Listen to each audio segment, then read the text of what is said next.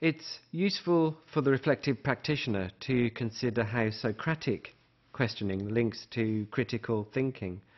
There's a very simple premise here that we need to understand, and that is that without questioning there is no understanding, and therefore Socratic questioning and critical thinking come very closely together to enable understanding to develop.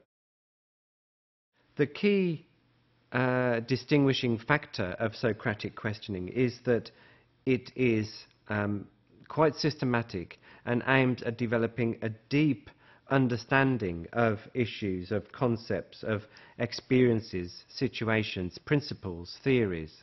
And because of this, it holds a lot of power. Socrates was actually more interested in the process of thinking through a problem rather than arriving at a solution to any given problem. The key is about the quality of the reasoning and the quality of the questioning that the individual is engaged with, rather than simply trying to find a solution.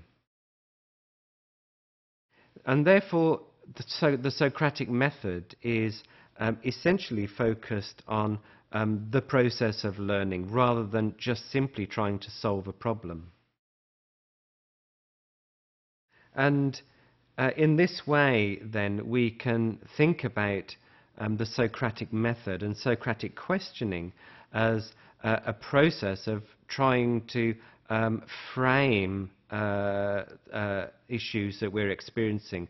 And we can actually take the process in one of two different directions. We can either consider the Socratic questioning as a destructive process or as a constructive process. As a destructive process, what we're doing is looking to see if our questioning, if our reasoning is illogical or doesn't make sense or is in some way unsound, and from this perspective trying to identify the flaws within the questioning, within the reasoning, so that we can actually stop that particular line of questioning.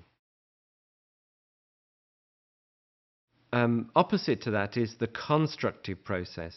This is where we're looking to find replacements for the flaws in our thinking, for the flaws in logic, and constructively making our thinking, reasoning, our questioning much more logical, much more precise, and ultimately much more justifiable for ourselves and for others. And in this way, both critical thinking and Socratic questioning share some common goals. They are both focused on the process of questioning and learning, and the quality of questioning and learning. Critical thinking gives a comprehensive view of a situation by looking at it from lots of different perspectives and understanding how bias and prejudice can influence the questioning process. And essentially, therefore, the ultimate outcome of critical thinking is about quality, just as with Socratic questioning. And the goal of critical thinking is essentially to establish levels of thinking about our thinking, and creating a questioning, reflective inner voice for ourselves in order to take the situation, reconstitute it in a very meaningful way for ourselves, develop a much deeper understanding, and understand our responses to that situation. And in a way, Socratic discussion reflecting that is a process of dialogue, whether it's dialogue with self or dialogue with others, in relation to a similar explicit and deep appreciation of the experience that we're having.